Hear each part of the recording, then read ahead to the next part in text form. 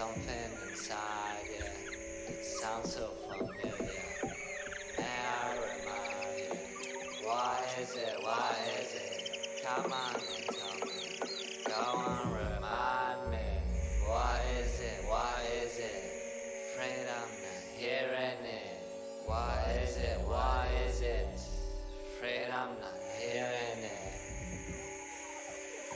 Little like about to chat and sitting and fights for chilling and yeah, found myself sleeping in it. Mountains and mountains and a river flowing down from me. Yeah, when I see it, I don't see it. Hi, yeah, tell me already. What is it? What is it? When I see it, I don't see it. Hi. What is it? What is it?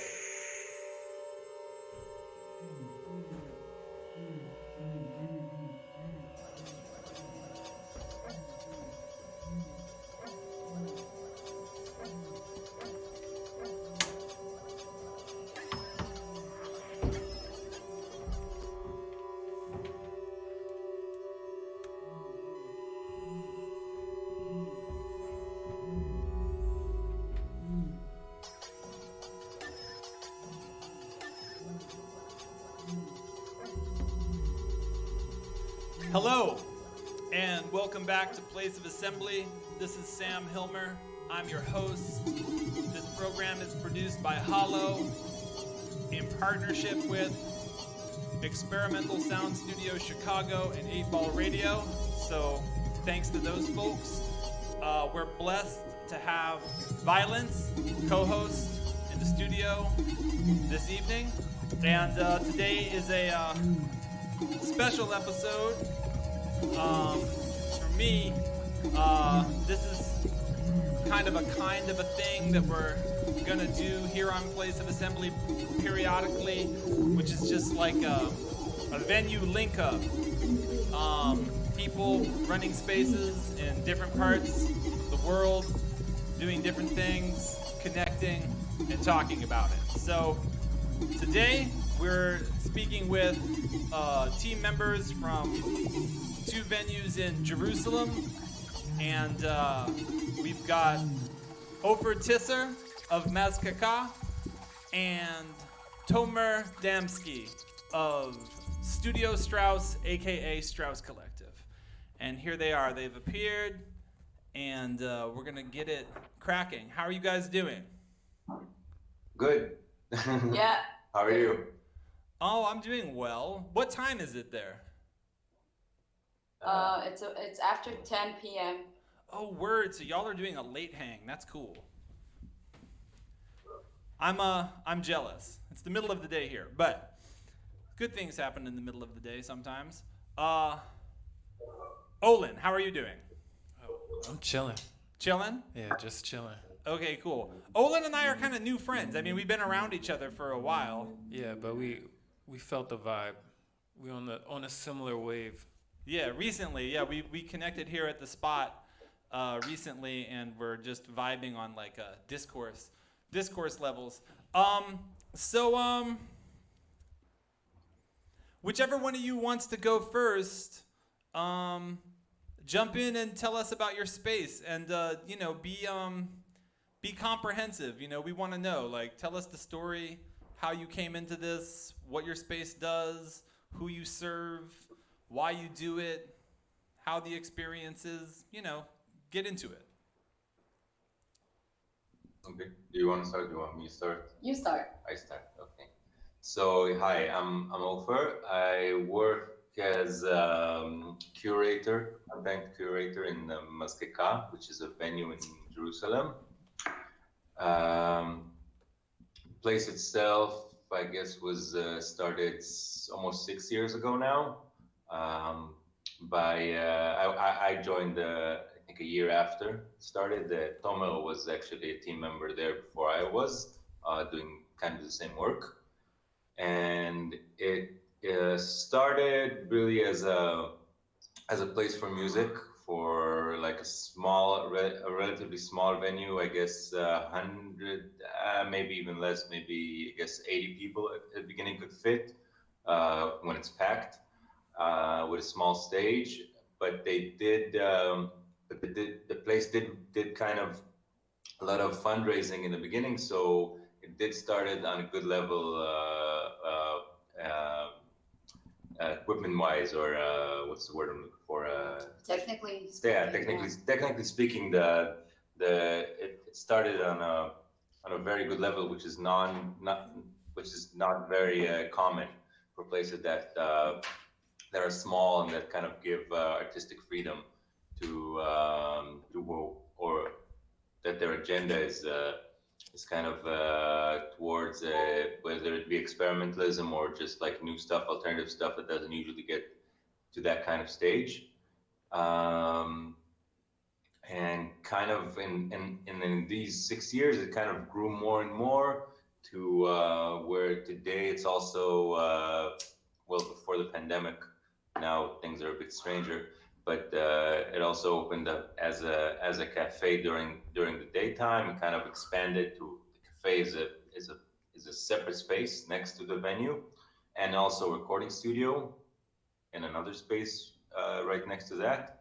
So it kind of became more and more of a sort of hub for pretty much anything that happens in Jerusalem that is on the outskirts, but and not necessarily with emphasis on experimentalism in the sense of radical sound. You also have the radical sound, and like that's kind of the building block of the situation, because a lot of the people, like that's something to be said about the fact that a lot of the people that work there and a lot of people generally that kind of make out the alternative scene in Jerusalem are with a tendency towards the kind of harsher edges. That's, I guess, I don't know, it's kind of the place that the city takes in the texture of the artistic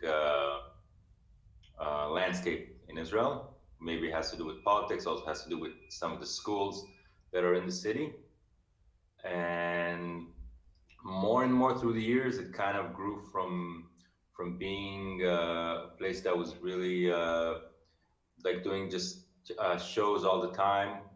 Some shows were a bit bigger. Some artists like from outside of Jerusalem, or some bigger artists within the city, or like artists that are more kind of on the edges of world music or stuff that is a bit more communicative. So that those performances would have been like a bit bigger, but like doing concerts all the time of more experimental stuff or stuff that less crowd. So that was like kind of the beginning of just like doing shows all the time, and then it grew and started doing parties more. Also for financial reasons, but also very well or like very craftedly curated for it to fit and be interesting and like quote unquote cutting edge. And it grew, and as it grew, it kind of became, the curation became more in a way strict. Like you would still have pretty much the same artists, but maybe less shows with more like leaning towards getting each show to have like actual more than 10 people in attendance, and doing more like more accurate online marketing, and generally being like explanatory of why we do what we do and why you should come and see this. And with time, it became more and more of a thing of like myself and my co-curator Gili Levy kind of writing, also sometimes writing very long texts, very explanatory texts, very almost say cultural critique with relevance to the music that comes into the place, to kind of really create this communicative place where people that have no idea what the music is going to be, but they kind of trust us, so they will get this information in the best way possible, so they can kind of be curious and get the links and whatever, so they can be kind of understand that something interesting that might be interesting for them is happening there. Uh, Is that is that where it was headed before the pandemic, and then since then it's been more focused on maintaining the community of local people yeah, and artists? definitely. I mean, there was like when the first quarantine started, so obviously we shut down completely, and then we did to kind of cover the losses for that lost, I guess, what was it, month or 2 month? We did a Head Start, a Kickstarter campaign, which had a lot of things that people could buy to donate were kind of donated by musicians, like giving lessons or whatever, and really kind of was really a moment where you saw the community and the people that were really a part of it, and it was kind of very important for them that this place survives. That was really a very strong communal moment. But what we did, like on a functional level, is that when the quarantine started to kind of open up, and you could have so we can't have shows. We didn't really do any shows, but we started doing like online radio on one end, and like takeaway whatever sandwiches and coffee at the other end. And then there was a time when um we were already able to seat certain people, like a certain amount of people, and in the place to like eat and like listen to music, but we couldn't do shows yet. And then it was quarantine again, and now we're back to takeaway. This like from the last week, because Israel has already passed its second quarantine now. Um, So so presently though, you're still not you're at the moment you're not doing shows with people in attendance. No, Okay. we did some online things. Did some online things with small attendance, and then recently we've been doing things that are 100% online, just broadcasting. And we're working now on our what was our yearly festival, which was kind of a big celebration each year, 3 days of shows from like all kind of the whole spectrum, from the most radical stuff to the more communicative, so whatever, like the sort of the cream of the crop of what we like. And now we're kind of working on a version of that that's going to be online, but we're kind of we're we're thinking of it, and we're building it as a sort of an like a television channel, like sort of like MTV.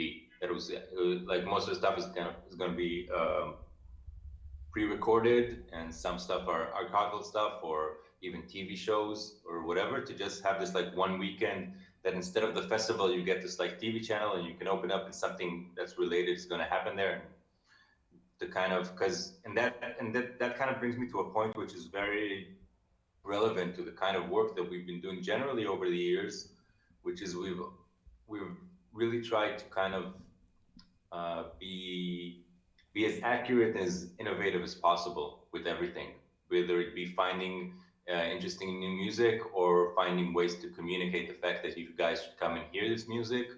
And so now this kind of threw us into this whole, we have to do things online, also because we get budgets to do the festival. And so we kind of came up with this idea as into, okay, if it's online, then it's going to act like TV. It's not going to act like you are actually sitting in the place watching the stuff. We're going to like fully um, think about it in the way that we film it, and in what exactly it's going to be, and that you can really consume it from your house and feel like, and don't feel like this experience of, this is kind of a simulation of something that can't happen right now, or but be something that can happen, and something that is relevant to the way you're consuming it. So that's kind of, in a way, in a nutshell, the kind of ideology that stands behind Mazkeka from day one, is to always be find the most accurate way to do whatever it is that we want to do. Like if you have something, you have the reason that you want to do it, and then you kind of start sculpting the way that it's going to meet the world, whether it be in the place curious how it's going to sound. What is the sound going to be like, and what is the vibe going to be like, or how it reflects online in whatever the graphic design and the writing of the Facebook events and the posters that are hanging in the streets and so forth and so on. So It's really Ofer, sorry to interrupt. I have a question because you said something. You said, and then I want to hear from Tomer about Strauss Collective and Studio Strauss. You said that this thing about how you're producing the video event or the online event pertains to something that kind of speaks to the mission of Mazkeka from day one. And yes. I believe, I want you to kind of go back over that.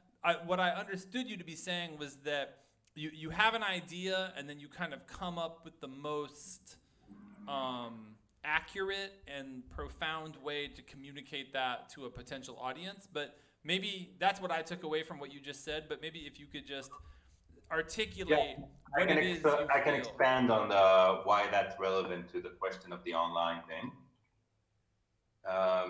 Just because, like, the situation right now is that things have to be online. Like, there's not much choice, right? And then you have usually a lot of the time the experience of watching a live broadcast of a show that's happening in a venue that you can't be in. Also, whether it be the sound quality or the way, like, it's kind of trying to simulate being in a show. But in actuality, what you're doing is you're sitting and watching a screen. So we kind of said, okay, if people are watching screens then they're supposed to enjoy this thing that they're watching as much as they enjoy watching YouTube or Netflix or anything else, just in the sense of like how the content is being handed to them. So we came up with this concept of instead of being a 3-day festival, it's a 3-day like proper MTV of Jerusalem, what it is that we do. So you can sit, so like the viewer's experience would be much more relevant to the fact that they're sitting in front of a screen and not kind of trying to pretend that they're not. And in that sense, that's always kind of been like this situation. Okay, let's look at the things as they are and say if our issue is that we're trying to bring to people really esoteric music that they wouldn't know about otherwise, and you have to be very self-explanatory about it, then you have to be super accurate about your ideas of graphic design, and you have to be super accurate about your selection of the artist, that you think that something in whatever it is that they're doing could go through to somebody that has no idea. And in that sense, that's kind of like the kind of conceptual vehicle that always accompanies the work of Mazkeka. Like, to Mazkeka, lezakek in Hebrew means to distill. Like, it comes from the distilling of alcohol. So that's kind of, in a way, something that is kind of this metaphor that is always used in the way we think about things, in the way we try to approach our work. Yeah, that's super interesting. To focus on the on what's best communicated in a medium instead of letting the shortcomings of that medium like dictate or push around the content. That's that makes sense. I feel like most places that have been trying to switch over to digital mediums haven't really. They've been trying to replicate what they were doing before instead of focusing on what like, the newer mediums are capable of. To ask the kind of tough questions about like what actually goes on. It usually what comes after that is a lot of thinking and a lot of trying to figure out things and a lot of weird things that you find yourself doing. So that's what we're going to talk about today. We're going to talk about all the deep dive weird BS that we get into as venues. But let's get Tomer Damsky in here and talk about Studio Strauss. And I'm going to put a little frame around this because from the beginning of this conversation, when we first started talking about having this link up, someone, I think it might have been Ofer, said that Mazkeka and Straus represented kind of different ends of the spectrum of venues that were carrying the kind of underground culture in Jerusalem, that there was some, I don't know, that you guys have different emphases or something. And so I just want to put that out there because I'm interested in that. But do your thing and tell us about Studio Straus. Yeah. Also, it's funny to call it a spectrum, because the scene in Jerusalem is so small, so it's almost like this is the spectrum. Like, you know, there's no like. It's two ends of the spectrum, but it's also kind of almost the whole spectrum. Yeah. It's like this is the scene. Yeah, I mean, no, there's a bunch of other places, but it really is kind of like the spectrum. Anyways, the studio, Strauss Studio, started as a collective studio, as a bunch of people, friends, wanting to rent a place together for work. You know, like each person for his own stuff, either for making music or for tattooing, which is like, it was half of the group at the beginning. And it still is like part a tattoo studio and part a rehearsal studio. And also like there's some other stuff, other activities happening there, like graphic work, or it used to be a print workshop, like a silk printing workshop. And it actually really depends on whatever people in the collective want to do, like, or want to try and do and learn. So it's, first of all, it's a studio, and after having this place and buying this, you know, enormous sound system, like vintage sound system that is probably older than I am. And after doing that, the obvious thing was like, yeah, let's make shows here, or let's invite people in and you know, and do something with what we do.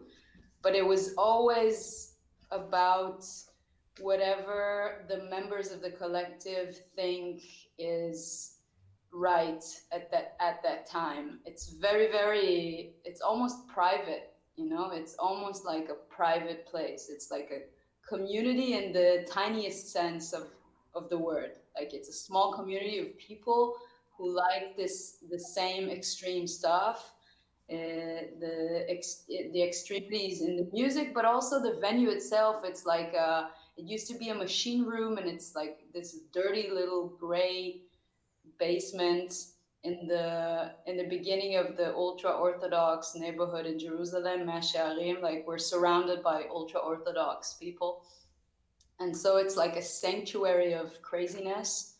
And it's maybe nice to say in the same sentence with this, is that that's actually the reason why we felt safe there for all this time, because the ultra-Orthodox community is considered very much unsupportive of the state of Israel, and so are we. So it's kind of like we're in a safe place. People there hate the police. They will never call police on us. And it's kind of like this common ground that we have with these people. So sometimes people ask us, well, what the fuck are you doing in that neighborhood? And actually it's super cool to be there. Word. That's really interesting, that last point that you just made. There's kind of an equivalent to that in New York that we can double back on. But just when I hear you guys talking, let me see. I'm gonna say something, and you tell me if you think it's true or not. It seems like Mazkeka is more invested in a okay, I'm gonna try to be careful about how I say this. It's obvious that you are very supportive of the communities of artists and presenters and everybody that you work with. And you also have a very kind of strong engagement with a sense of an outside world that might see your website or see a concert listing and see your language about what you're doing there and say, oh, that sounds interesting. I'm going to go to that, right? Whereas at Studio Straus, the dominant place where the dialogue is happening is within the members of the collective, and then and to whatever extent it kind of fans out from there, that's sort of like secondary, but like the most primary dialogue that's happening is within the collective. It's actually hard to say that, and also like it's inaccurate to say that, because it's very much, I think, my point of view, and that's also a thing about this collective, that it's very chaotic and like it's very anarchic in the way that it's being run. So like there's certain people in the collective who really love to do shows, and like really love to invite bands, and I think I'm on the side of the spectrum that likes to limit the amount of shows only into what I think is absolutely amazing, So, so it's really also a matter of a point of view. So for some people, it would have been nice to have more like output. And also another thing that happened lately in recent years is that because the studio is so small, and it's also a lot about the people who run it, the collective who runs it, then we get invited outside to do like outside events, like Strauss curated events in other venues. Also in the Mazkeka, we did some, but also like in Tel Aviv, or even outside of Israel. Not that it happened yet, but there's a lot of talks about that like the collective is like a group that can wander around and do their thing wherever. So it's also a thing. Yeah, and in that case, it is quite different because we did get invites to do things as Mazkeka in certain places, and I think maybe we did a thing or two, but usually our answer is Mazkeka is a place. Like, there's no point. What do you want? What we do is we do this place. Interesting. So, and Tomer, I want to double back though on what you said though, because the way that you responded to my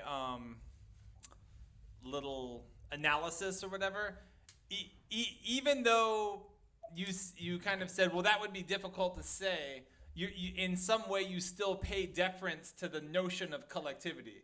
Do you see what I mean? You say, well, that would be different to say because that's just my voice, and I'm just one member of the collective. So in that sentiment, there is a kind of elevation of the notion of collectivism. Do you know what I mean? Which I think is great. Do you know what I mean? It's not qualitative what I'm saying. Yeah, I didn't think about it until you mentioned it now. I didn't even think about it when I said it.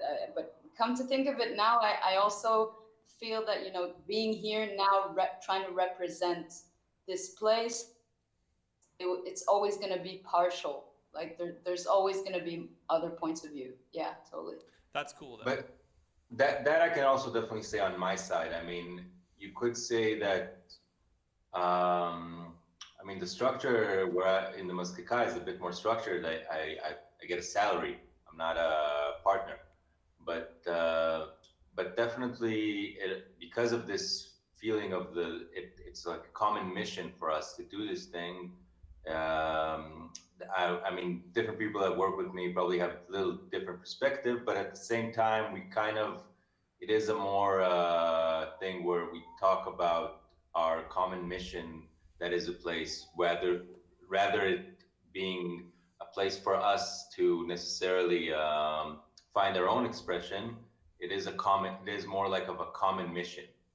My own expression I find with my own musical projects, which sometimes obviously I do gigs in the Mazkeka, but generally speaking, it's more of a, I like this term, common mission that we do together to make it the best there is, but we kind of need to agree on what the mission is.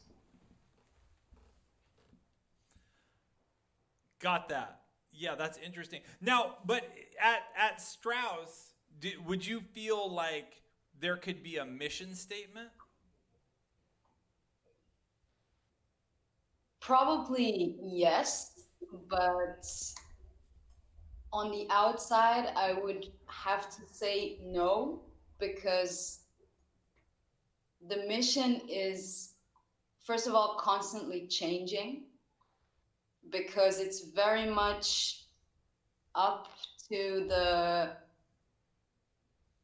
wills and needs and wishes and crazinesses of the people at the specific time. So it changes with the people, with the periods of time, and also it has to remain liquid. You know what I mean? Like it has to. The mission has to remain unspoken somehow. I don't know. Are the people that are a part of Strauss, do the people that are a part of the collective, do they change? They do change every couple of years or so, in like not all the collective, but every couple of years someone leaves the country. That usually is what happens, and then we find, from the closest circle, someone else to step in. So it's not like almost like a revolving door or something where people are constantly moving in and out and sort of. No, it's very specific. Also, like the people who come and be and become part of it are like very natural companions, like the obvious choices of the surrounding community. Yeah, the homies. Yeah, sure. So I have, from what has been said here, I have two questions for you, for both of you, and for Olin. I think the second one, I think you're gonna really want to jump in on. It's like totally useless rhetorical strategy to talk about things that you haven't said yet. So the first thing, something that I find interesting about hearing both of you talk is that Tomer, you're talking about this collective that in a sense is very inward. You're very concerned with each other's voices, and you're very concerned with making room for those voices. And then Ofer, you're talking about Mazkeka, and you're talking about the kind of length that you go to display what you're doing to a world beyond the immediate people that are producing these productions, with the writing that you described as almost like critical. And yet, Tomer, you're saying that the collective can kind of move around and do whatever, and people invite Strauss to come do Strauss curated things outside of your walls, and that's almost like part of the thing. And then at Mazkeka, you feel like Mazkeka is a place. So the place with more engagement on the outside, like it just looking at it from the outside. Because when I look at your materials, like when we spoke over Zoom on Saturday, I was saying, like, when we look at your materials from the outside, you see that effort to make that engagement at Mazkeka, and Strauss, it's very cryptic, right?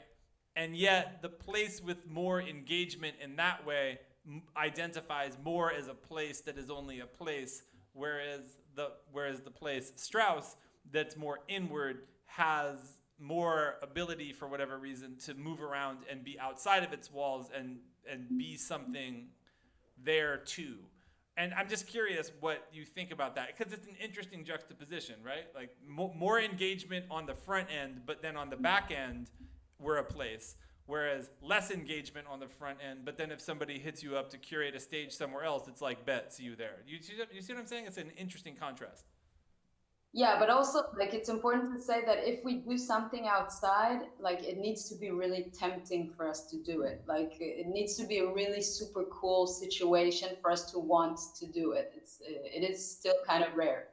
But also, I think that maybe Strauss kind of acts like a band in some ways, like it could go and do gigs sometimes, and it could also host people for gigs, but it works like a band, because it's like you get offers, and then you decide together if you want to take them or not, and you can always just initiate your own thing also. But I think it's also important to say that whatever Ofer said and you said now about the Mazkeka having an image on the outside, I think it's also true about Strauss. Like, even if we didn't say it right now, it's still there. It's just kind of more the image of what you said, I think, on Saturday, saying like, if you don't know about it, then you're not supposed to know about it, something like that. That is what I But said. it's there. Yeah, I mean, in Strauss, there is definitely the consistency of the whatever, like the content itself behind this coded language, eventually created a brand. And Stomo can show you her T-shirt. Like these T-shirts sell very well. In that sense, it's very much like a band. And PM me later. Wait. Oh yeah, got you. Yeah. Wait, I want to ask: is the icon from Genesis, Briar, Peorage, Psychic TV, Psychic Bible like? Yes. R.I.P. R.I.P. Yeah. Yes. Um. And in that sense, that has, yeah. I mean, I think when you juxtapose the way you did, then maybe there's like a question there. But on the other hand, when you look at it from the angle that really, if Strauss kind of it lives up to whoever is a part of it, then whoever is a part of it can also be outside. Also, the fact that it's more of it's generally speaking more of a workspace than a venue. So you do the work, and then you can do the work somewhere else.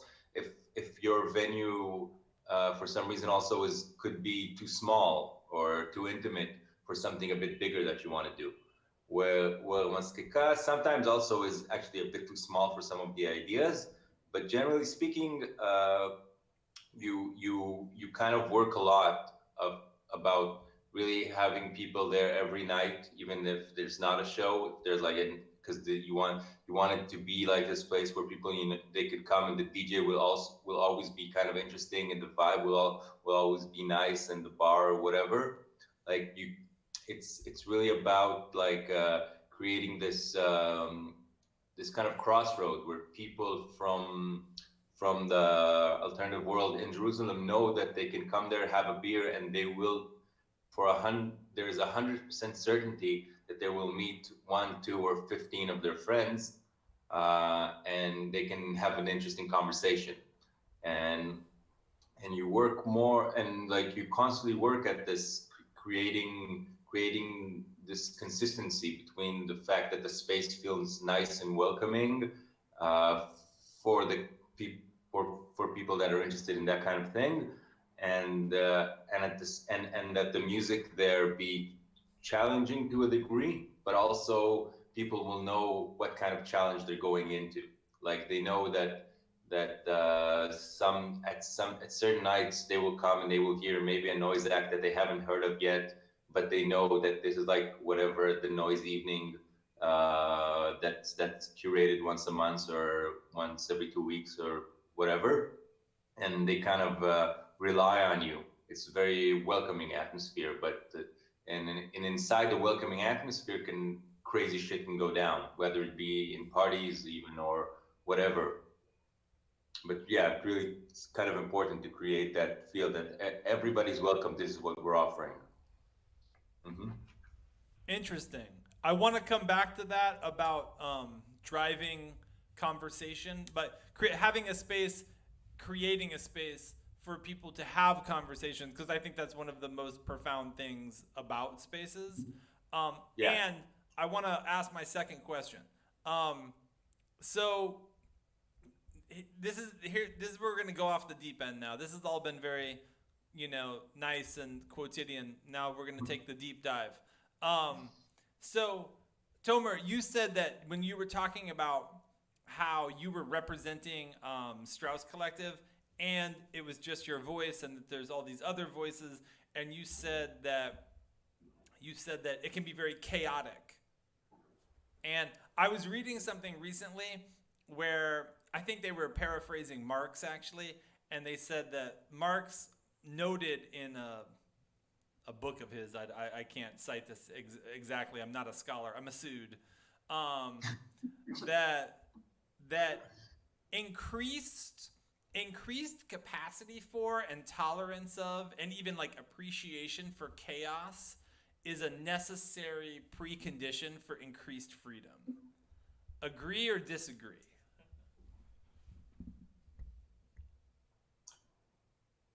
There's not really any other option to answer that, I think, than to agree. I mean, but it's just because we are the people here talking right now. So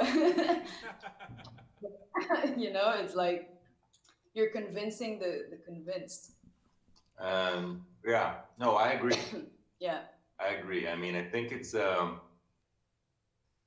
true that like the kind of a lot of the work that we do in Mazkeka has a lot to do with actually with control, whether it be control of the lightning, so people will stay in more, or whatever. But a lot of it has to do with controlling the atmosphere to a degree so that the chaos could happen in a nice, safe environment. You know, that the sound system is the best sound system that it can be, so that the bass comes out nice, and then people stay there and dance for a few more hours, and then they do more drugs, and then it's 7 a.m. And the weird music and the weird people start happening because you kind of worked very hard to to to, to maintain everything so that this moment can be reached. The chaotic moment can be reached on the best level that can appear in a way, like to. And I find it like, for me, sometimes it's very confusing because it's not my natural tendency. A lot of time my natural tendency, um, also kind of as a musician, as an improviser, is to kind of let the shit happen and see what happens then, because I trust a lot in, or not even trust, but I'm very interested in instincts and in decisions made from like places that you don't necessarily understand. And and for me it was kind of a learning curve, because I didn't really work in this before I did started doing this job. It was kind of a learning curve of when your medium is people, in a sense, an environment is like, how do you work with this, like what is the accurate balance between chaos and control. Also, like, I don't know, for me personally, one of the things that happened to me in recent years, that I started out as a very esoteric music collector and DJ, and kind of grew into more of a dance floor DJ. And then I started kind of when I started doing that, I kind of discovered what happens when you have this control of the room, where you whatever drop the bass, there's so much chaos there, but at the same time you have so much control. You kind of always have to run this line between your chaotic mind and at the same time your very arranged mind, to kind of see how things spark within these meetings. And there's a lot of very small, very actually intellectual decisions to be made until you reach that moment. This talk kind of sends me back to fucked up situations happening in venues. And then I think we always talk about it, that it depends so much how much it's actually worth it. If a band is just making a mess out of your venue, or like, spilling shit all over the place, and like hitting people, and stuff are breaking, and horrible shit is happening in the show, then it has to be really a really good show. It does happen. Like in the studio, it did happen, and that's also why maybe you really choose what you welcome in, because your people, your community, and the people that have the possibility to do the most unexpected shit while performing. And this is the kind of chaos that you want to have, if it's actually moving, if it's actually worth it. I don't know. Yeah, and at the same time, it's just this again is another difference when a place like Mazkeka, which is, as we said before, very like very public, like it has the ideology of being very public and very outgoing to people that we don't know have no idea about them, what they do, who they are. Then you have also at the same time, even though it's supposedly less punk, you have this higher option of something that's happening that, you know, if people in Strauss come and they see this show and it maybe gets like quote unquote uh, theoretic, violent in a theatrical way, then because they know what it's about and they know Strauss and they understand the coded language, then they know that this is okay. But in a place that is has a more public face and is more welcoming to anybody that can come, then you also kind of take a bigger risk in those areas, and then you find yourself being more at times being more strict with whatever it is that's going to happen in the place on one end, and then and being more alert, but at the same time you can really have like surprising shit happen. But I think generally speaking, both of these places, and I think maybe that's true also for Hollow, are kind of, in a way, you can refer to it as a safe space. Like it revolves around the idea of anything could happen, but it's okay. Like we're all here for the thing that's going to happen, and if somebody's not here for the thing that's going to happen, then we're gonna have to take care of that, in a sense. But it's still kind of it's very important to give your audience, whether it be through marketing or more importantly in the venue itself, kind of this feeling that this is the outside world, and this is especially kind of important or very much felt in a place like Jerusalem in Israel, that the outside world is one thing, but in here, you can feel more free. You can feel more free, whether it be in parties, have to kind of be on the lookout for people, whatever, sexual harassment and other things, or just drunk people and anything really. Like there's this a very, it's a very, like it was interesting also that you referred to chaos through Marx, just in the sense that like people that are thinking about chaos through Marx are the kind of people that you want to hang out with. People that are thinking about chaos, or not just thinking about it, but are manufacturing it in a way that is completely reckless, or maybe people that you're kind of afraid of what happens when the chaos happens there. Like I think it's a very fine line. Yeah, I feel like there's a misunderstanding a lot of younger artists have with the concept of chaos, where they see the idea how it's presented to them, and they think that that's how it actually came to fruition, like older punk bands and all that. That kind of vibe. you're sounding a bit watery. We're not Oh, getting it. sorry about that. I was just saying there's a misconception among a lot of younger artists about what chaos is in a art music sense, sort of is what it's made out of. There's like an idea, there's a video that's presented to them of like all the older musicians like wrecking everything or doing this and that, and they don't really realize how much goes into the production side of it and the pre-planning of that chaos that's being presented to them.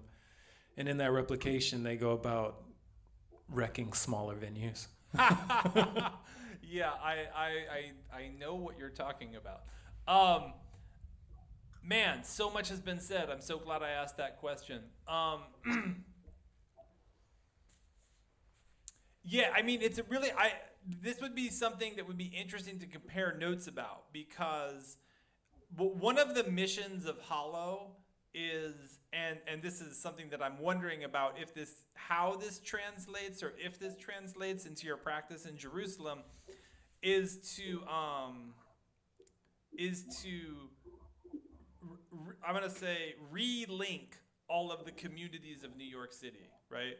In the sense that I believe that writ large in the world, we're experiencing a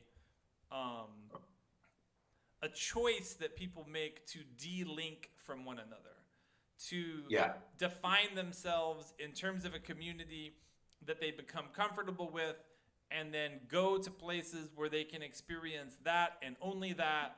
And then this kind of factors into a sort of logic of the internet that an algorithm is able to suss out what you like and present more things like that to you. So over time, gradually people start losing a social vocabulary for digesting actual social diversity. So, and by diversity, I don't mean diversity in the sense that gets used in like universities and things. I mean like diversity just in like anything that's not what you were expecting or not what you already know about. Like, you know what I mean? I'm not referring to any particular type of criteria. It could just be anything. Like there's less of a chance to stumble upon something. Right. There's no happenstance. There's no accidents. It's like, there's no accidents in Pandora and Spotify, and then you take this logic to your actual lived life and start going to places where you can also eliminate accidents. This is like a big thing in New York where venues are increasingly targeted at more refined, narrow groups of people. So there's a venue for each kind of thing, right?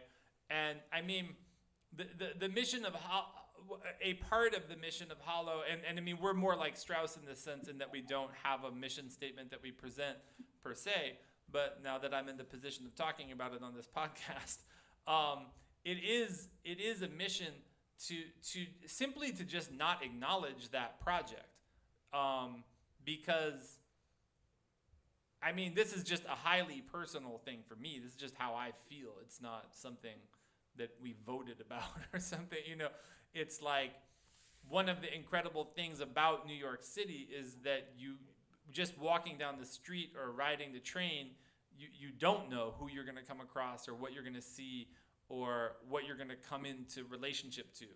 And really, all of New York used to be more like that, including venues and restaurants and coffee shops and whatever, record stores.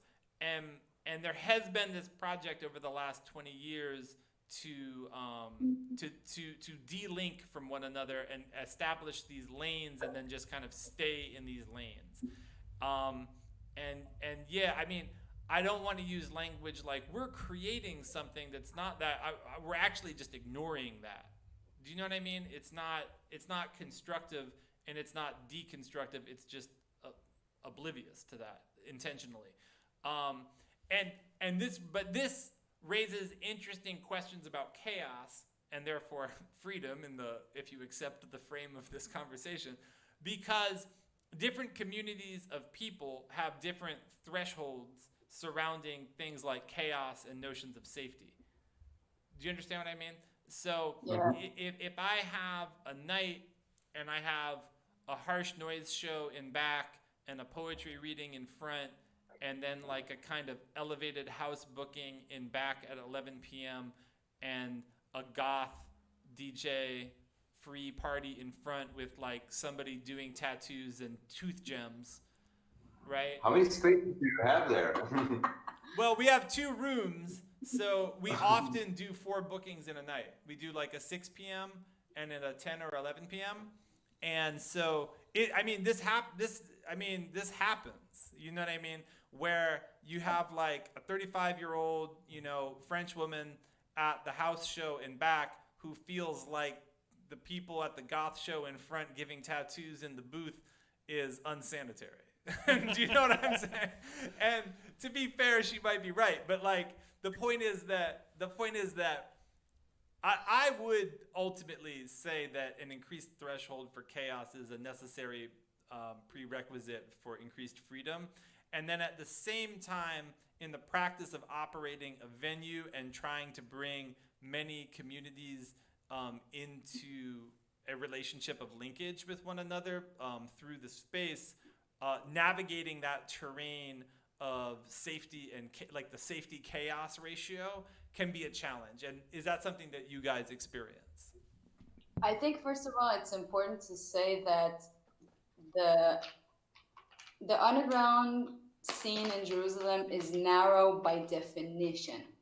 So narrow is the name of the game for me. And also diversity is the puking name of the game for me, because diversity is, seriously, I could really like puke right now just putting this word into my mouth, because it's just something that is commodified and used by, you know, huge cultural organizations all over the world, obviously, but Israel and Jerusalem in particular. And we're actually not that, in a sense that we're just us, and us is very narrow, and this narrow is sort of an international type of narrow. Like there's this narrow in New York and there's this narrow everywhere. It's the same narrow, but it's super narrow because it's our safe little bubble of people who actually hate everyone else,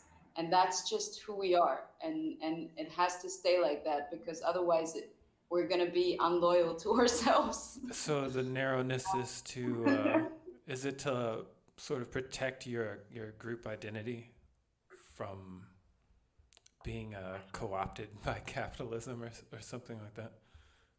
Yeah, but also just not talking about it, you know, like not like saying to ourselves, this is our identity, we have to protect it and stuff. Just wanting to do it without having to be inclusive to things that are estranged to us.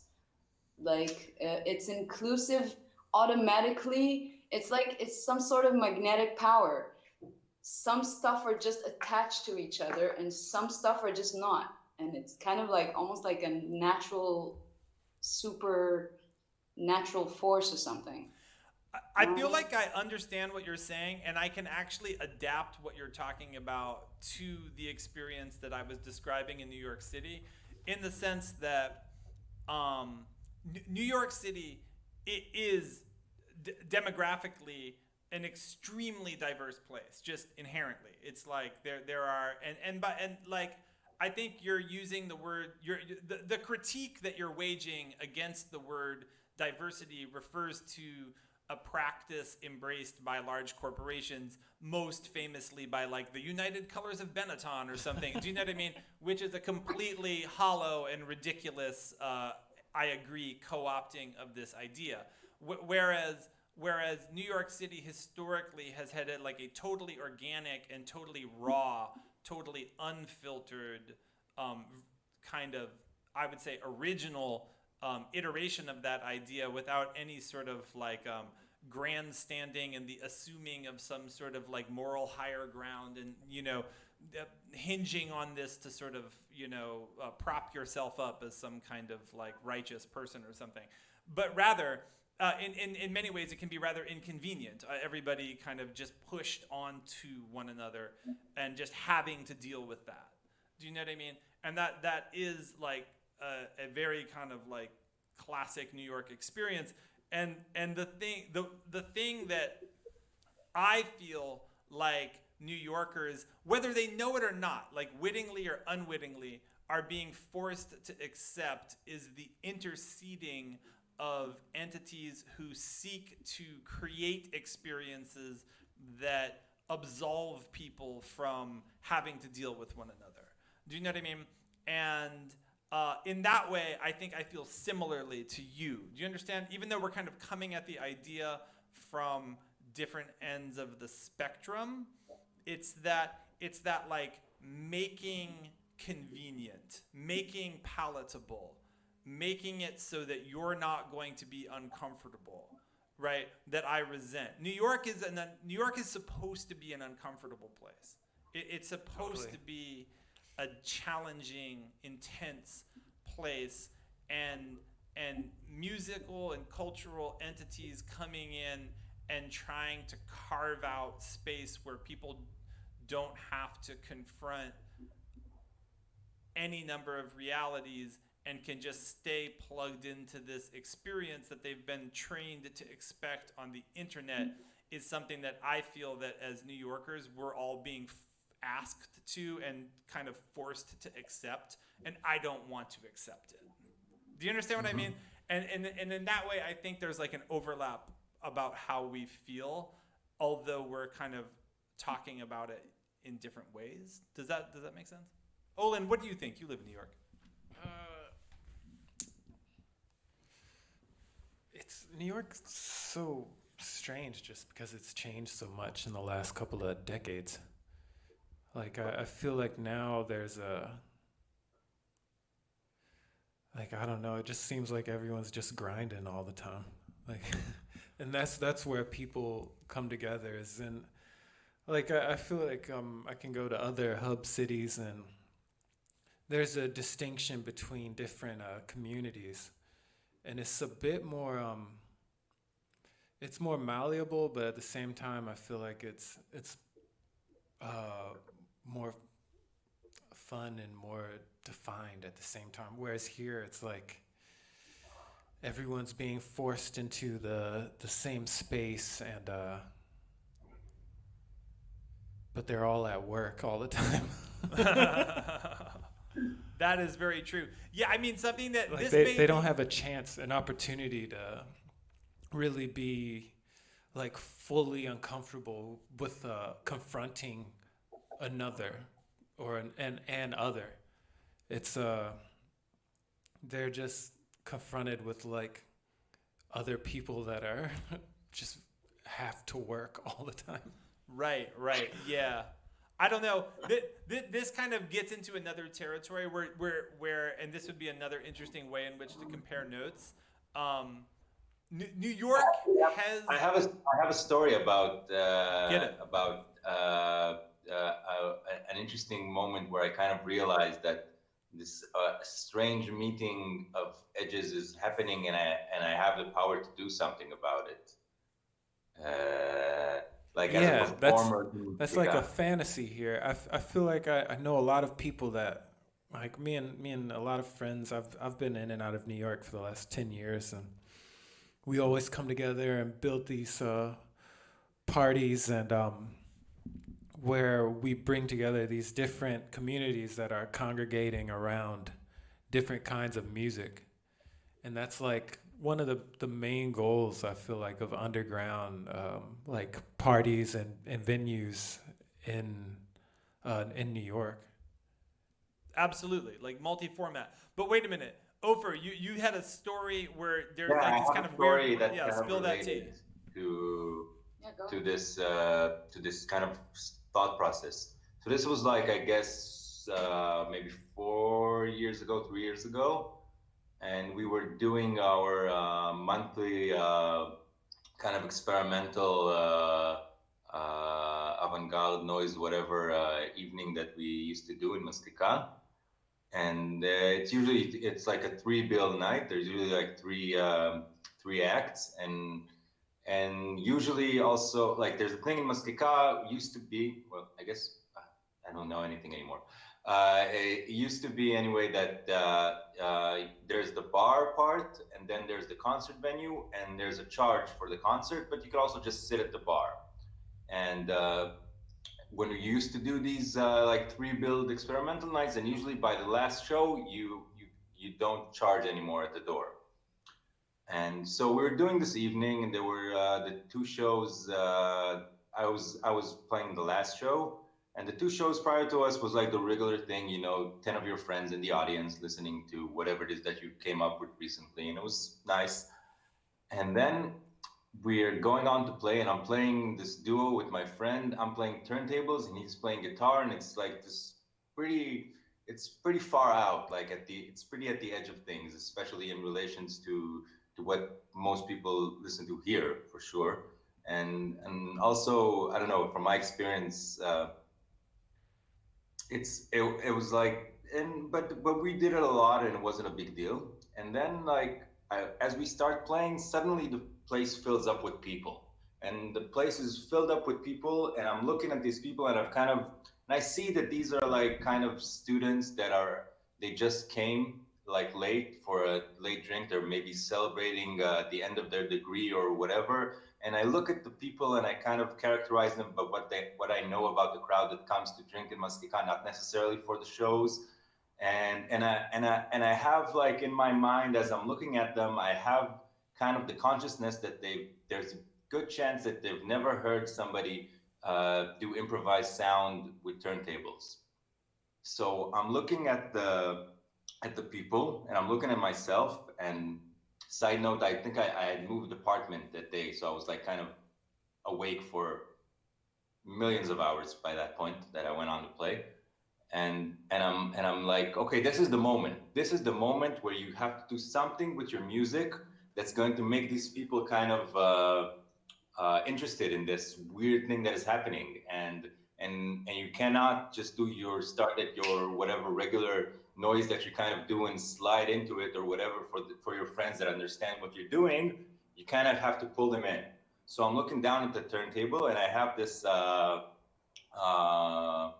what was it, Anthony Braxton record, that as was, I think it was, that it has he there's this speech at the end of it where it goes down or up, down, up, down. Is this part that he kind of reads this poem, and I'm like, okay, I'm going to start playing with this like speech part, and I'm going to run it back and run it forwards and run it back. And I'm going to find a loop, and I'm going to make something that people understand, like the movement that I'm doing, because they know what a record player is, and they're going to hear the text. They're going to hear the text go back and go forth, go in, and my friend with the guitar, he's going to join me, and we're going to build it up in a way that's going to communicate this whatever weird thing that we're doing right now, to have it carved through the so-called lack of knowledge or the ignorance that I'm presuming that at least some of this crowd that came in, that it just like multiplied the people in the room by 10.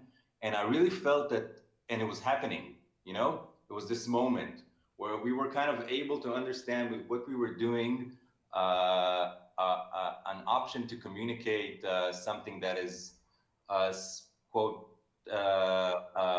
weird or esoteric or not necessarily coherent to people that are not into it, but make it exciting and make it interesting for them in a way that is interesting for us, that then we can kind of profit the fact that we're performing this stuff not to our 5 friends that kind of know what we're doing and can come up after the show and say, you, this was a bit better than the last one or whatever. So this was as a musician and also as a curator, as a person that is like you play on the stage, but you're kind of at the same time, because this is the place where you work, you're super aware of everything that goes on while you're playing, which is different. It's different type of awareness if you're playing in a venue that you don't run. And it was like this, it stayed with me as one of like the most important gigs that I ever had, because I kind of felt in that moment that the fact that Mazkeka is like this open space that is very, that people can just come, that people just come for a drink because it's the alternative bar, but they don't necessarily have anything to do or interest in these type of this type of content. It really stayed with me. Like I really felt like this is a moment. This is a moment of communication that I could have never experienced otherwise. This is a moment of communication as a person and as a musician that would never occur, in a sense, because of all these kind of all the parts of the equation came together for it to happen. But Tomer, it sounds like this thing that Ofer is talking about, you kind of stand against this. You're not interested in this type of like bringing in from the outside, which I want to be really clear. I want to be really clear because that sounds like a negative. I think that I think this is a really like complicated aspect of communitarian practice, where in some way a community must exist in reference to and be organized in reference to itself in order to be a community. Do you know what I mean? And then at the same time, without an exterior, what does it mean to say that you're a community? Do you understand what I'm saying? Meaning like there has to be something to be against. There has to be a border, or not necessarily against, but something to exist in relationship to in order to be other and unique in the way that you are what you are, right? And then the question then becomes how much blurring of that border can take place without violating the internal space of community, right? And so Ofer is describing a scenario wherein what would have otherwise been a very insular function for the people who were kind of coming and expecting this thing became something wherein he was able to engage an exterior in a way that simultaneously performed the function of articulating the thing that he was actually doing. So, I mean, Ofer, I'm correct. You didn't feel that the presence of these people ended up kind of violating your intention or something. No, I felt the presence of these people gave me a reason to do what I was doing. Right. So it kind of amplified that thing. And then, Tomer, what you're describing, which I know and appreciate and respect, and I've been a part of things like this, it's like this thing, and it's like, this is for us by us. This is about us right now. And it's like, this is our space. We need this bubble. That's your word. Because we're sort of marginalized and jeopardized outside of this bubble. You know, so the people, and you talked about this very eloquently, that this kind of magnetism, the people who need to find this are going to find this.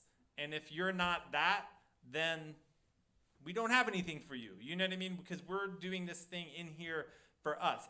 Anyhow, I'm interested in that. Like, what I started out this little speech here by saying was that you stand against his strategy. But is that not totally true?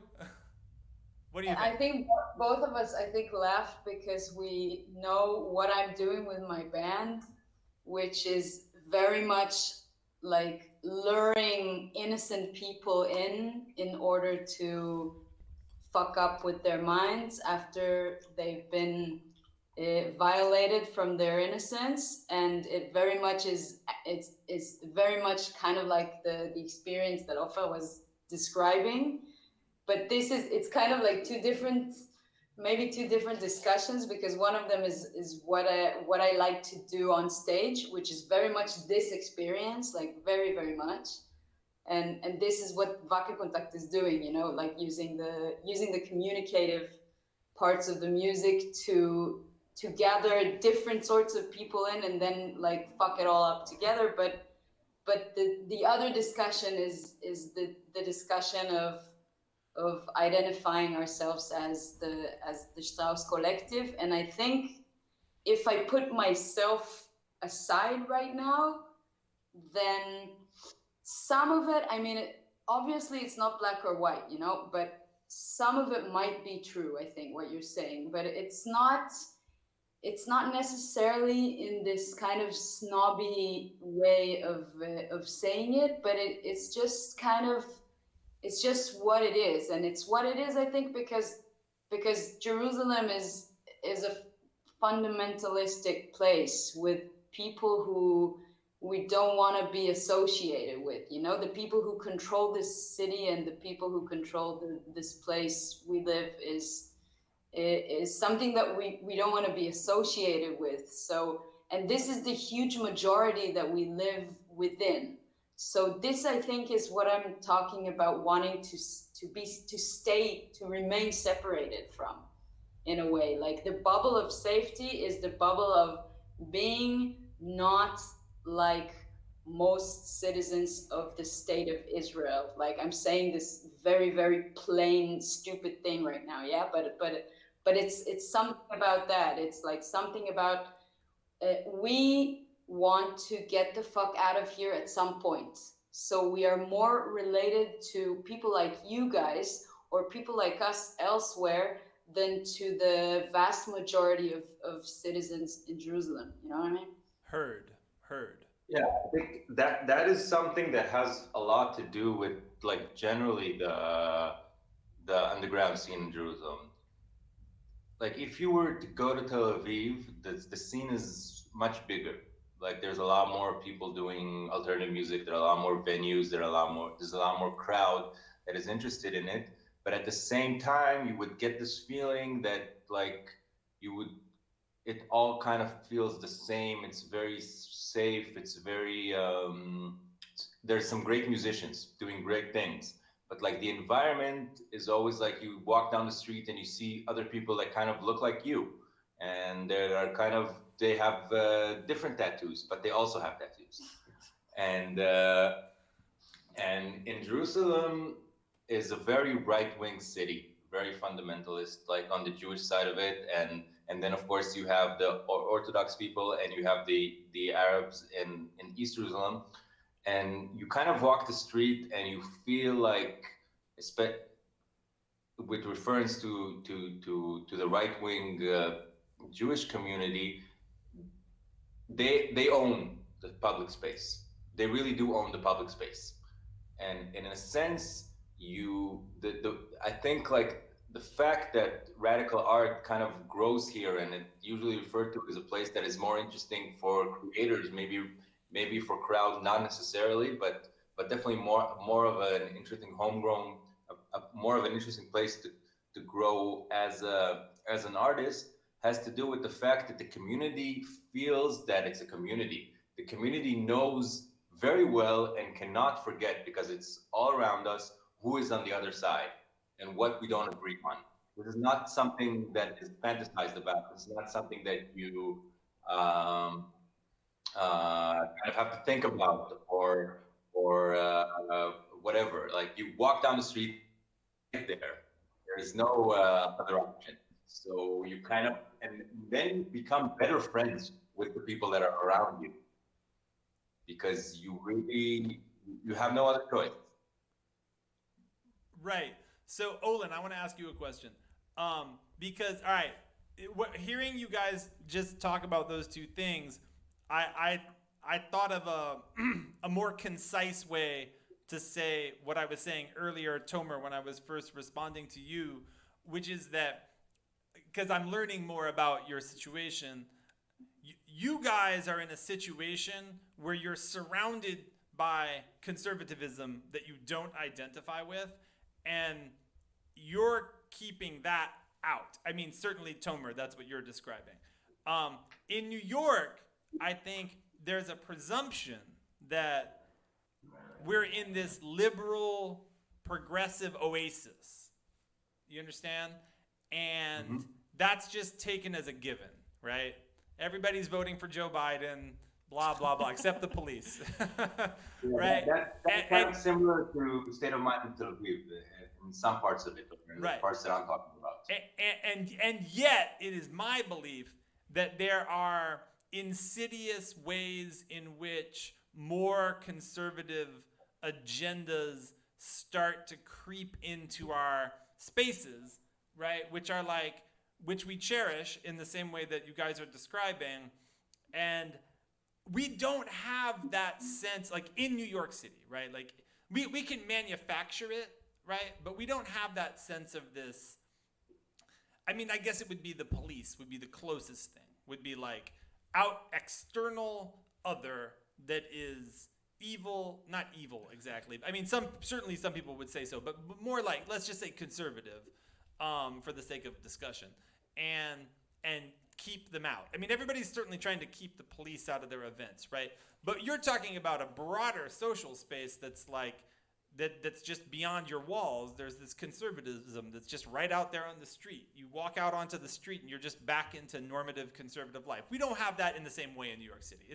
When you walk around in New York City, it's presumed that you're in a fundamentally liberal and progressive place. I mean, I don't know. What do you think? Yeah, that sounds about right. The kind of really defined boundary between what we as a group talking right now would represent coming up against conservatism in the U.S. is pretty much everywhere except the hub cities. So there's like, I mean, in New York, the presumption is mostly correct, but even then the conversation just becomes more nuanced between the people that actually represent the values of that are really progressive and really inclusive and allowing for like a conversation about freedom or chaos or anything in that vein, versus what you guys were referring to earlier about like your response to the word diversity. Like it's I feel like here there's like a performative kind of like we're progressive. We're inclusive. We make weird stuff that is pushing boundaries. There's like a performative version of that, and then there's like actual artist and an actual community that gathers around that idea. Instead of coming up directly against conservatism, a lot of the people that are in that zone are remembering where they came from before they migrated to New York, Sure. and they're still pushing up against that and pushing up against those communities that they had to escape from wherever they're from. Like, I mean, anywhere outside of the hub cities in New York, or all the people that have moved here from other countries that become a part of the various scenes. Right. Yeah, I mean, even where I'm from in Washington, D.C., when I grew up in the early 90s, was more like what you guys are talking about, like D.C., conservative city. I mean, whether there's a Democrat or a Republican in the White House, relatively speaking, it's a conservative social space. So, but Olin, picking up on this idea of nuance, right? I agree with you absolutely. Like, sometimes the ways in which we engage a kind of resistance to a notion of conservatism is like symbolic or performative or relying on memory, right? From where we're from or from the past or whatever, right? And I think that's actually important work and I support it. But I believe, and this is where I invite everybody's feedback because maybe I'm wrong, right? I believe that kind of latching on to established representations of conservatism generates a blind spot for ways in which we insidiously and gradually start to behave more conservatively. Okay? So, and one of the things that I would cite as an example of that is that drift towards the expectation that every social space be a smooth space. And this is like more of a New York, maybe this is more of a New York thing. That drift towards, like when you go to there's about at least half a dozen established techno house related venues that our friends go to, right? You know what I mean? Yeah. That when you go to this, you're not going to be there doing your thing and then suddenly have a completely, totally different social experience just barge in on what you're doing. Yeah. It's a smooth space. And I feel that the expectation of that has been internalized by our communities. Even the communities that you and I belong to, it's like it's not seen as a value add if you're at your spot doing your show and then the next thing is getting started and a totally different kind of social thing starts to happen, right? It's kind of a what the fuck moment when that happens. Do you know what I mean? And it's like, isn't that a little bit allowing a kind of neoliberal cultural logic of consumption to intrude upon your social practice, where you're kind of losing the capability to be like, yeah, I was at the spot, and then this totally different thing started to happen, and it was fucking crazy. Do you know what I mean? Like, yeah, there's like an in-between thing between like allowing for that kind of like conflict to happen. Not like conflict in fighting, but conflict in like these things seemingly oppose each other, and they're in the same environment, rubbing up against each other. There's like that conflict versus like a safe space for people that are like stressed out and don't have anywhere else to hang out. So it's like what's the balance between those two things, between like wanting an interaction and wanting to bring people in from outside of like the homie group that you're a part of, and wanting to like facilitate a space where people feel like they can really be themselves without being judged.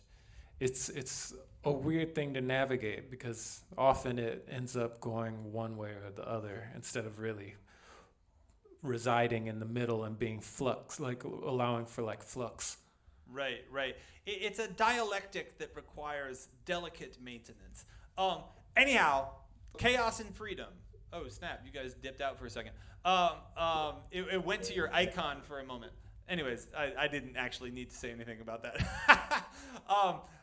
Chaos and freedom. We're the four of us are unlikely to crack this case tonight, but it is an interesting thing about running a space. Tell me, let's pivot, man. Like, let's tell me some just like really standard, frustrating bullshit you have to deal with, like from the city or from, you know what I'm saying? Just like when you're running a venue, there's a lot of just like headaches. You know what I mean? Like in New York, I'll just riff for a second because I'm fucking frustrated by this shit. Our venue is overseen, we answer to, and like Hollow is a little venue. It's essentially like a watering hole for artists with a pretty lit live room, right? It's like a bar that artists go to that has an unusually overdeveloped live room, but not like blue chip. Do you know what I mean?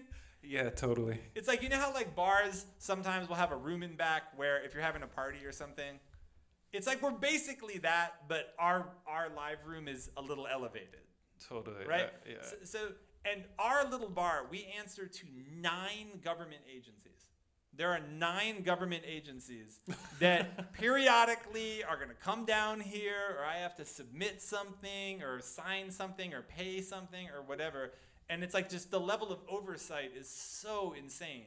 So that would be like an example of some just normal day-to-day quotidian bullshit that I have to deal with. But like, what are y'all dealing with in your world?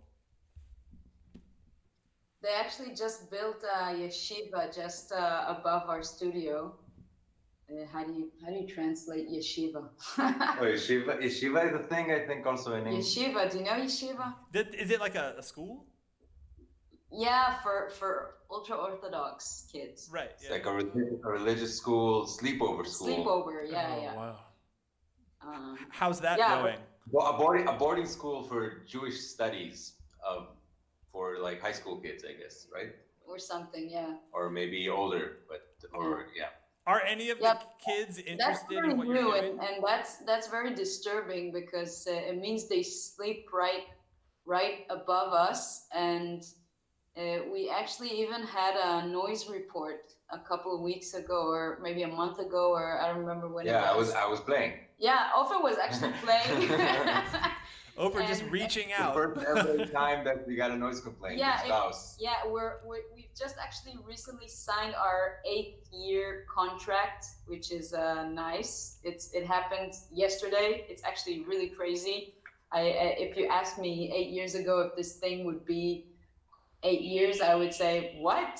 Anyways, in 8 years, it's our first time to have a noise report. Holy shit. It's very disturbing because we don't know what's the future of partying there, late night partying in the studio. That's the recent shit we had. That from a New York City perspective, there are 2 incredible things that you just described. One, a venue existing for 8 years. 2, not just constantly getting noise complaints. I gotta say, Hollow, we have some magic luck with that. We don't get noise complaints. There are people who live in this building, but it's a commercial building. It's not a residential building, so there are no grounds for noise complaints. And the people who own the building are partners in the business, and everybody who lives in the building are friends with the people who own the building. So, you know, it's like, it's a little, they may not love it all the time, but they don't call the police on us. But most venues, that's rare. That's rare. Most venues are constantly plagued by noise complaints in New York City. All right, so we've got the yeshiva and noise complaints. Are any of the high school students at the yeshiva like interested in like becoming part of Straus Collective? It's an amazing question because sometimes we have some of the neighbors, like in the neighboring offices, there's like a religious printing office right next door. And sometimes you get the dudes from there coming over and having a beer. And mostly they're like in a zoo. They're looking around and they're like asking super naive questions, like, hey, can I ask you a question? Why are you doing this? And they're not asking it cynically. They're actually wondering, why are we doing this? Or is this called music? And this is really like a genuine question. They're really asking this. stuff, and they're like wanting you to explain to them what is this that you're doing there, and they're doing it with such like innocence that you have to like just You have to answer respect them. that. Yeah, you have to just respect them and give them a nice answer or something. And how And does as long that? as it's not like annoying anyone, then we just let them hang out there. That's no problem. But are there any converts? Are there any people who like come back and start checking out the shows and stuff? Could you say it again, Sam? Oh, I'm sorry. Are there any converts? Like, are there any people who? Well, You should make a noise complaint because Yeah. of the like motorcycle. a motorbike in the street. I think I don't know personally converts that used to be in around in the neighborhood as religious people and are now coming as converts. I do know some converts, but they're from like farther communities, I think. Right. And okay, so that's an amazing story though. I'm glad you told that. I mean, yeah, I don't know, at Hollow, wait a minute. Fun fact. We all run basement venues, right? Yeah. Your guys' venues are, yeah, okay, Hollow is also a basement. Okay, this is like a basement venue summit. Hollow is so nondescript from the outside. We don't have a walk-in. Yeah, I feel like that's a pro about Hollow for sure. Yeah. Yeah, we don't really. I mean, we get randos in here sometimes. Yeah, it happens. Yeah, and you just hang out with them and shit. Yeah, it's whatever. It's fine. It's like a camouflage. Yeah, it's good. It's our audience tends to be very deliberate, which I'm sure it sounds like is also the case with Straus and Mazkeka. So Ofer, what's like a headache for you that you manage, like running the spot? Yeah. I mean, for me, because I'm not, I don't do the, I don't own the place and I don't run it on an administrative level. So fortunately enough, I don't have to mingle with the authorities. I occasionally see Michael, which is the guy that founded Mazkeka, super interesting character, musician, wood builder, whatever. He kind of built the whole place with his bare hands. So I kind of see him a lot doing a lot of these very impressive maneuvers as far as bureaucracy goes down, and it really is intense. But I can't say on my end, a lot of the times what I like during the years, I was first brought in to kind of create parties, and it was at the same time like. At the time, now it's not really the case, but at the time, Mazkeka was one of the only places that was at the same time alternative, but was well equipped enough and big enough to have parties. So kind of you had to kind of find, there were a lot of like random parties that DJs that were into things like playing whatever, be it techno or whatever that is a bit in the outskirts. That was at a certain moment, that was kind of the only place that could happen.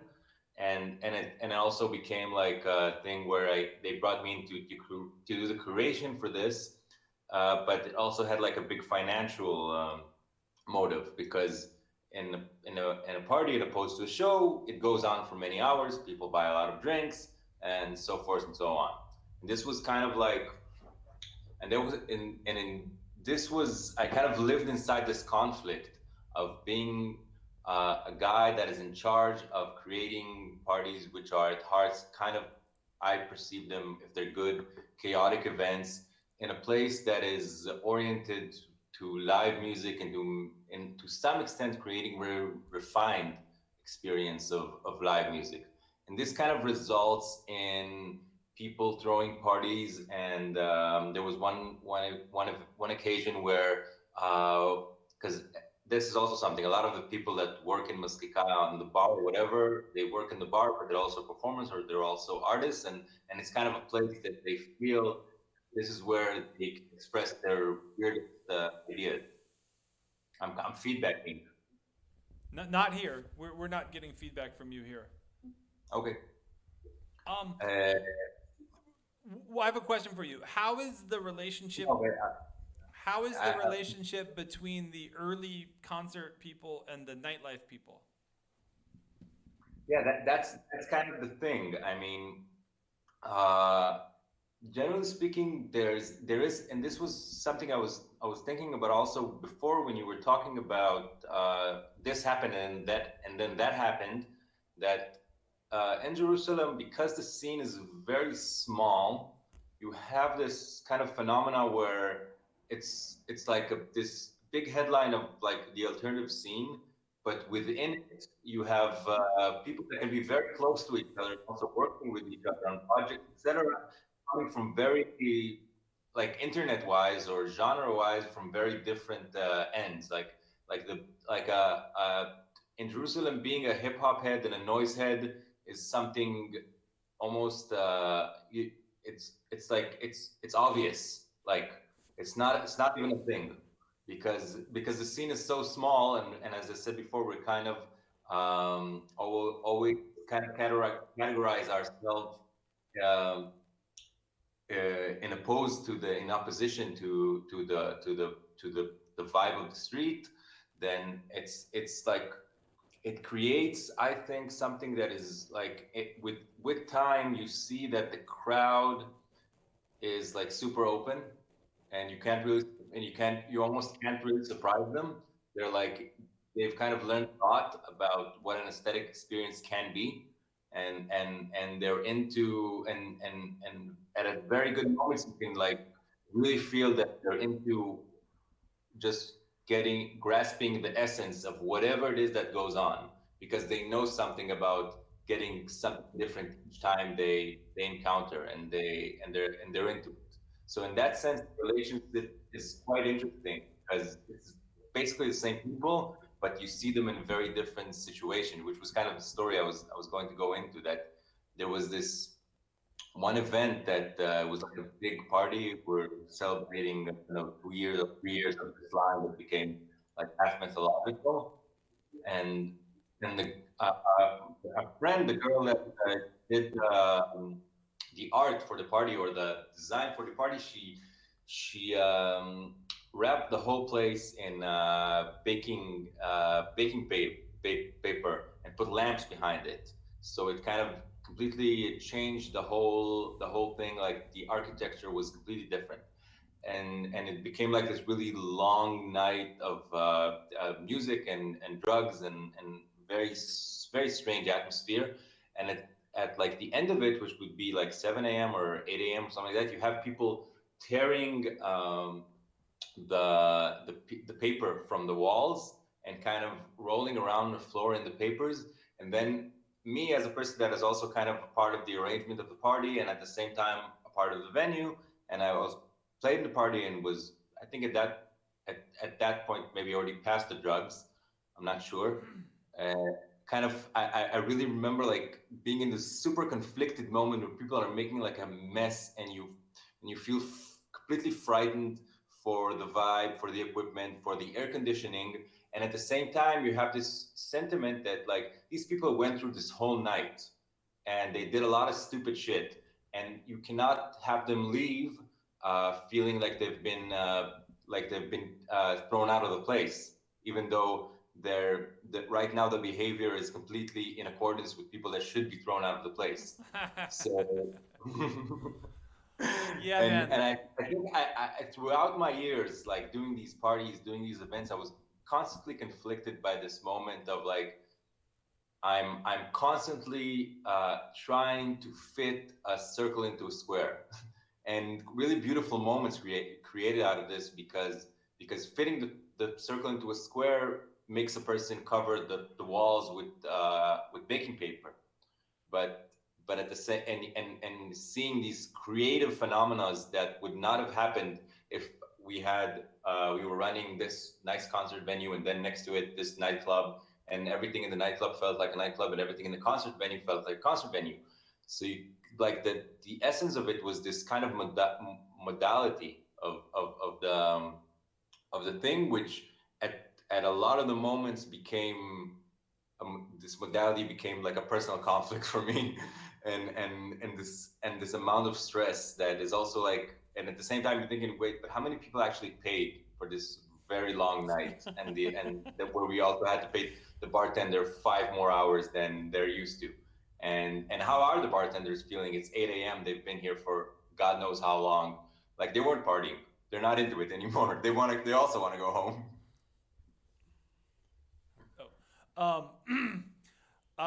Ofer, I know exactly how you feel. It's a funny thing. Like people, I think in general. I mean, Olin, you might use. I always feel like people who aren't running this place maybe know more about it than I do. I think that Because people. experience without attention. What's that? Is they're able to experience it without attention. Right, exactly. Like I think that people look at Hollow as kind of like blank, like you can pump your vibe into it kind of. It's not very stylized. It's kind of just empty and industrial kind of. And so we get a lot of like, oh, this is great, and we're gonna bring in like balloons and like all this stuff and do projection mapping and da da da, and like the decorating vibe like can get really heavy. You know, people want to come in at like 1 p.m. on Saturday, and so then it's like, well, we have a 6 p.m. booking. So okay, let's say we have an 11 p.m. booking. People are like, okay, can we get there at 8 and decorate? It's like, no, you can't get there at 8 and decorate because at 8 there's a whole other concert going on. So then they're like, well, can we come in at 1 and decorate? It's like, well, you can, but then the other person's show, yeah, then I have to come in at 1 or somebody has to come in at 1, and then the other person's show has to happen in your like baking paper balloon situation that you're creating. You know, and so then they show up and they're like, what's all this shit? And you're like, well, there's this thing at 11.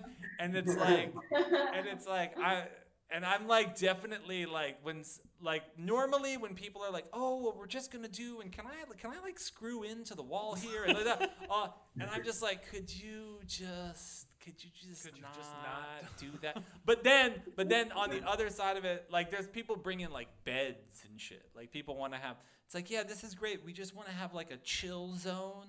So we're going to bring in all these mattresses.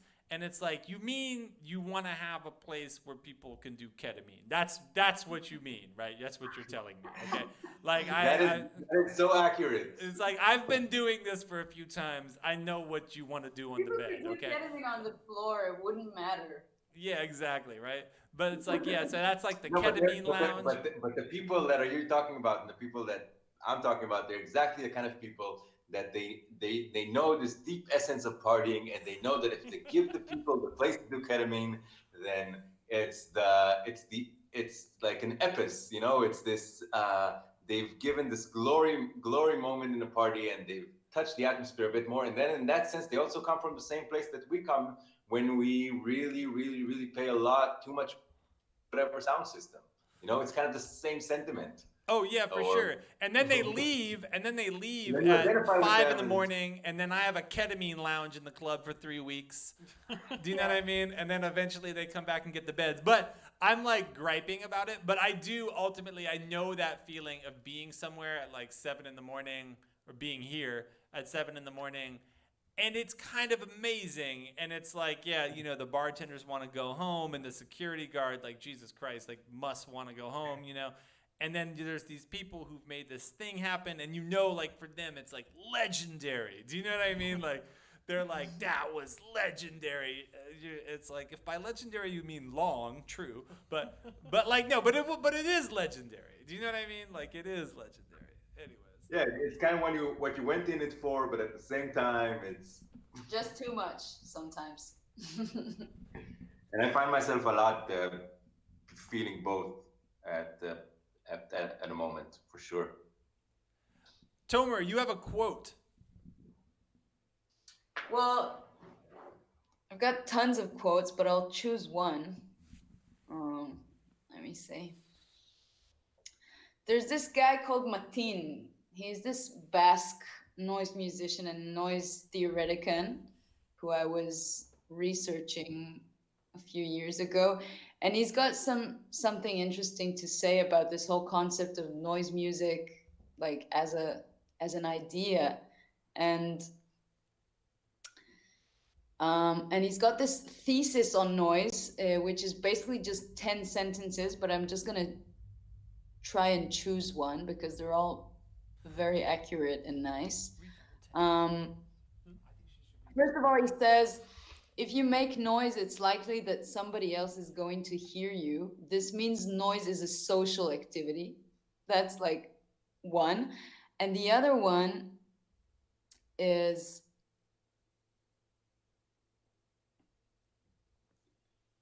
it's more important to fuck the minds of the audience than to fuck your ears, and vice versa. So I'm not going to read the whole thesis, but generally speaking, he talks about the fact that noise is something that is supposed to bother you. And if you are designed inside the authority of taste that make you want to come to a noise show, then you are to be played something which is not noise music, because noise music is what your authority of taste would want you to expect in a situation like that. And then if you play something unexpected, then it's more noise to you than what would it be if it would have been like a proper noise concert, you know what I mean? That sounds like, I mean, when I got started, I started making music, like making like death metal. But then when I moved to New York, I ended up at all these noise shows. And my friends liked my visual work and they would ask me to perform, and I would show up and play happy hardcore or something like that. Or it's like, it's definitely like the, that idea is like the, almost like the foundation of the way people interact with like art in New York and like the underground scene, like, cause we all know we're just making shit for the homies, pretty much. Like, yeah, like people show up and people come through, but like, no, we're trying to like expand how we each interact with art instead of thinking about like, oh, like what can we do to like change the way that the outside world perceives shit. It's like, nah, like how can we expand me and my friends the way that we interact with shit, the way we see art and shit. So that's like a really familiar idea here, I think. Yeah, no, for sure. That's like the leitmotif of this episode is this like in-out relationship. Like, and anyway, the first quote that y'all know what I'm talking about. This thing that we've been talking about the whole time about we're defining spaces where people feel safe and can grow and learn, and that's kind of what you're talking about, and also what Tomer's been talking about. And then at the same time, there's these moments like what Ofer was talking about, where the 100 college students come in to celebrate their exam or whatever, and then you like bring them in with the Anthony Braxton side, which is a deep cut. Good work, Ofer. And then but I like that first sentence, and I'm interested in that first sentence. Noise is a social activity. So let's all weigh in on that. This is also an interesting cast because we're all also musicians, right? And I met Tomer, fun fact, in the Czech Republic playing a show at Bike Jesus, another amazing space. Who should come on the cast? The Bike Jesus people should come on the cast. They're like a bike repair shop, bar, and kind of cafe, and then they have this like really sick basement venue. That was a great show. Yeah. Do you guys know that American folk indie folk act Iron and Wine? Do you know who I'm talking about? Yes. Yeah. Do you know they were all there that night? What? Yeah. The whole weird. band of Iron and Wine was on tour in the Czech Republic. And the guy who plays cello for Iron and Wine is friends with the dude who did electronics for Z's at that time. Great producer, DJ Michael Bahari, musician. And so they played a show at like 6 p.m. at like an amphitheater or some shit. Do you know what I mean? And then came to our show at Bike Jesus. And they hung out. It was cool. Did they have fun? Yeah, they did. I have something that is not as impressive, but maybe a bit more esoteric. Like, I found out about a Diamond Terrifier digging through Discogs. You know, when you want to order a record from someone, and then you kind of look at their collection. And I saw your first record with the lines. And I was kind of like, that's an interesting cover. And I ordered that record, and I was really into it. And for me, like when I saw that Wackelkontakt was playing with Zis, I was like, you're gonna play with that guy? A guy that I thought that like only existed in this like esoteric somewhere within the collection of this guy that I ordered something from, and I got this drone saxophone record from that I played a lot. Like even on one band that I play turntables in, I'm not sure if you can hear it. If you can hear it, I have to check it out. But I sampled your record, like Oh, I'm playing cool. it on the record. It's out there on Bandcamp. Word, I want to check it out. There's a new record coming out soon. But even that story kind of can be brought back to bear on that quote. Making noise is a social activity, in the sense that you wouldn't expect that Iron and Wine would have been at your show. So it's an interesting thing, right? Like, what? Because I mean, there is like there is this thing where it's like we do this thing. Everybody who's here tonight is doing something that could be described as aesthetically confrontational, and people.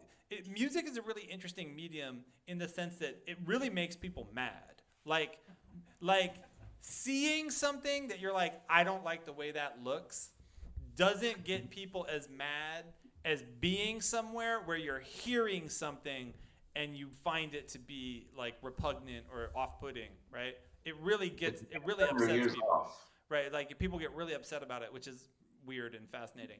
But like, so we're all doing this work that is somehow aesthetically confrontational, and then I have always felt that there's something constructive about it, right? Like the extent to which the sounds we make are meant to function as critique and meant to be an interruption of a dominant aesthetic narrative or ideology or something, somehow also is building a bridge or making a connection possible. And that to me is what that quote brings up, that making noise is a social activity. What was But also it fires back. It fires kind of back on itself, because it's kind of like ridiculing this thing about being like being this solitude person who plays noise in a basement to 4 people. It's still about communication. It's still about talking to those people and trying to communicate something. And it doesn't work on your own. It just doesn't. Word. Well, noise sounds. Well, guys, that's actually a deep place to bring this to a conclusion. Any last thoughts? Anybody want to jump in, weigh in? Just the last really nice quote that I want to put out to just kind of like erase everything we said, because it's all bullshit anyways. And it's that the identity process that occurs as people are making noise must be constantly rejected, because to be a noisician is even more pathetic than to be a musician. Yes, dude. I love that. All right, so we're going to have to link on email after this, because I want to check this person out now. Yeah, I don't know if that can be a last thought, though. Yeah, because, I mean, identity, man. Damn. That's a whole... Yeah. No, I can put it identity aside, but I can definitely, but I do, this is a bit kitsch, but I do kind of finish this thing with nice sense of like camaraderie.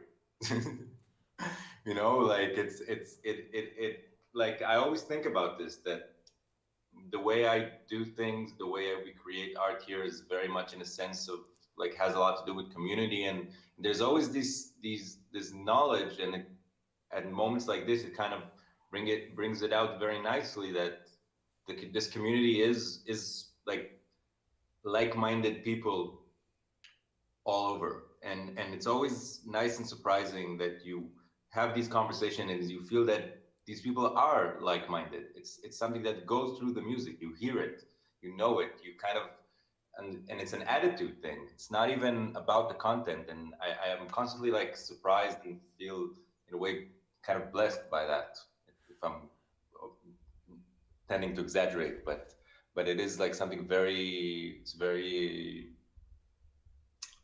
it's something that echoes very strong within me. Maybe it's like goes back to feeling like a lone noisemaker as a child.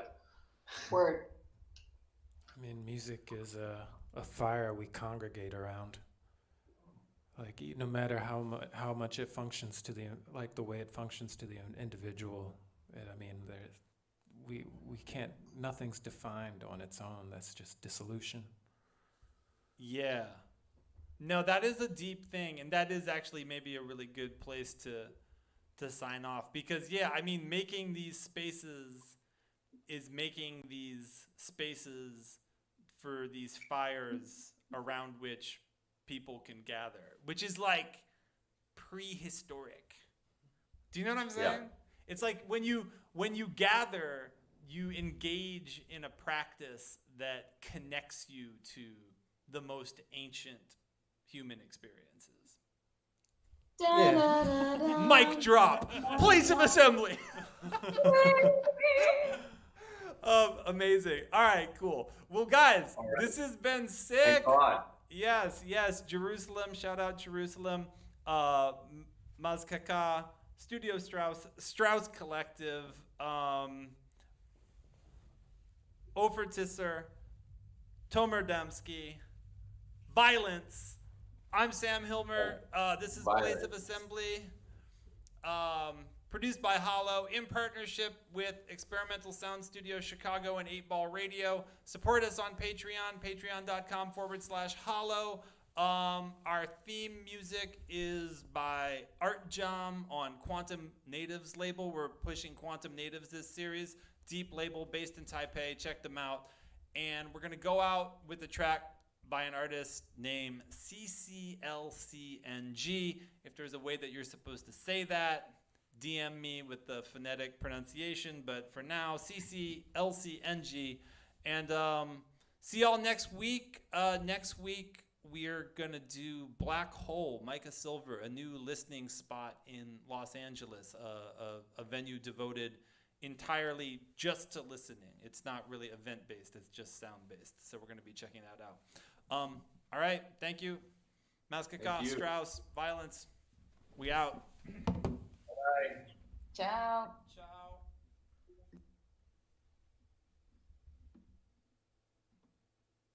This part of the show could be more elegant, I think.